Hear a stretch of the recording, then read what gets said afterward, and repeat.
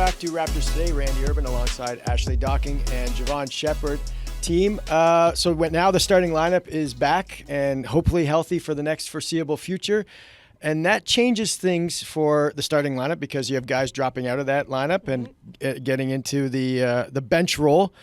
But how does that change the bench role, Ashley? And who's going to be noticeably getting that uptick in minutes going forward? So I think before we can even, not to big brain it too much, honestly, but what is the Raptors' focus going to be going forward, right? Are they a team, and we talked about it a little bit before, that's going to work on finessing some of their offense a little bit more? Are they a team that we've heard for years and years that's going to solidify their identity based on their defensive performance? And so I think whatever it is that they determine for the rest of the season that they want to focus on, whoever answers that call and whoever determines that they're committed to expressing that part of their game should be the ones who see the uptick. But for now, I think there is a little bit of confusion of what are we trying to do? When I coached the Seneca women's varsity basketball team, for the bench players and the role players, and you guys will both know this, is what are you going to focus on today? What are you going to be great at today? Are you calling me a bench player? What are you going to be great at today? What are you going to be great at? That's cruel. I didn't know what to do. You put me in a tough spot. But are you going to be focusing on your rebounding? Are your assists going to be on point? I never came off the bench in men's league. None of us did. I didn't know what to say. I was going to point at Jake behind the bench. I don't know. I'm not trying to shade anybody. But again, that's going to be such a factor, I think, and that's how they're going to cut their teeth on the bench. So I think when everybody bumps down a role, the biggest challenge is actually going to be for Coach Darko, because now for the first quarter of the season, he's been the likable guy because all 15 players have been playing at some point. Yeah, over 300 lineup combinations. Yeah, with guys out of the lineup, some of the bench players have moved up positions. They've been playing more minutes. So it's great when everybody's playing. But now the minutes are going to be reduced, right? And I think for some of the guys coming off of the bench right now, Ochai's in a different position. He's coming off as your sixth man, right? He can come in as not only just a defensive guy, but a microwave as well. Jevohn Shepherd, we've seen over the last couple of games, he's starting to get an uptick in responsibility.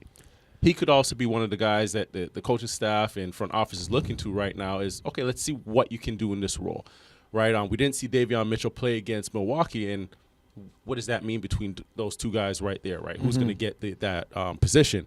But for the bench guys now, you're playing with a shorter leash. Now you're playing looking over your shoulder. Okay, you don't have as much runway to play through mistakes anymore. Now, can you play when you have that sort of pressure is going to be the question. I think that's going to determine who gets some of those bulk minutes going forward. Again, it's a long season. We say this all the time. Who's in rotation, who's not. But guys get hurt. Guys start playing bad, playing poorly, and other guys start playing better, and I think that's going to continue to change. And to answer your question, because I kind of gave a non-answer. Oh, that's okay. I think I'm used to it as a bench player. Oh, no. Ochai, I think, is going to be in a situation where he's going to have to kind of test his mental fortitude a little bit because he was the only player available for all 36 games for the Raptors so far this season. So what does it mean when you have less of a leash and less of time to put your imprint on the game? And then also someone like Ja'Kobe Walter, okay, so he's your first-round draft pick, 19th overall. Let him cut his teeth. Let him make mistakes in these non-high leverage moments and see what you get from it. Yeah, I think you could have alternate between Grady, Ochai, and Ja'Kobe getting starting spots, going forward here. Well, here's the key as well, right? And again, it's going to fall. These are good problems to have if you're Coach Darko. We've heard over the last year and a half, he's a great communicator. He's been a great communicator because guys are also playing the minutes they want, right? And they like.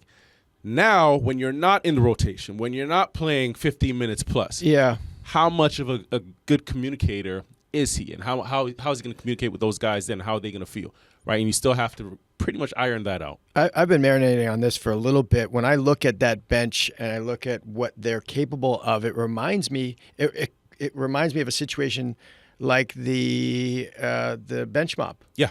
I feel like you can get that type of input because you got a group of guys that all like each other and they all play hard. You could find 5 or 6 guys that come into that game and want to change the outlook of the game based on their 5, 6, 7 minutes in a row. Does it feel like that to you guys? Yeah, it definitely does.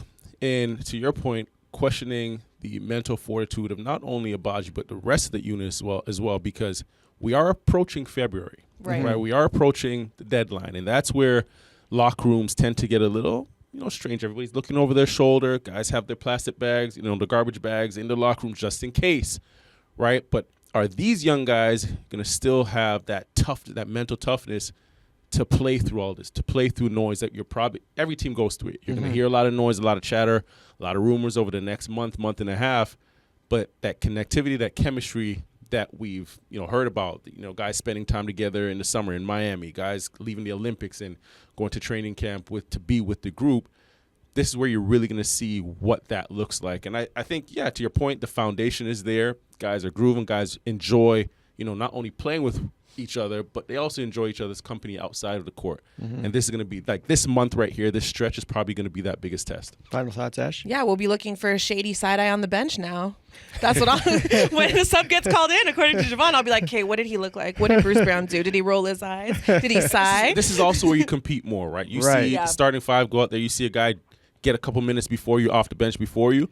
Well, when I get my opportunity, I want to be better than him. Most of it. Right? I got to make the most of it. Yeah. They're young, but it looks like they're deep, right? Like there's some guys there that deserve minutes, and there's a plethora of those guys. So it's kind of a good problem to have. Separating yourself from the pack. Right. All right, great stuff again. Now it's time to hear from head coach Darko Communicates. He spoke after the game against Milwaukee. Earlier in the season, you guys were sort of a team that couldn't be put away, and you'd find your way back into games in the fourth quarter. And the last chunk of games, as you just mentioned about the fight, it's not always been there. Is there anything you can pinpoint for why that is, other than it's the middle of a long season? Middle of the long season, it's guys coming back from injuries, guys being without rhythm, guys not playing together.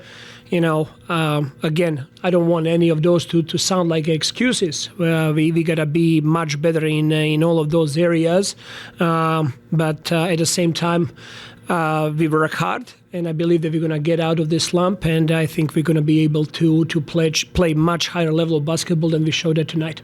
We were not connected. We didn't have enough fight over the course of the game. I thought the first couple of minutes was decent. There was fight. There was intention behind it, and we were not able to sustain it. So we'll need more sample size. We'll need more guys to play together, to find a rhythm together, and definitely we'll need to bring much more fight to the game than it was the case tonight. I'm TJ Ford, and you're watching the Raptors YouTube channel. Check out our latest videos and subscribe to our YouTube page.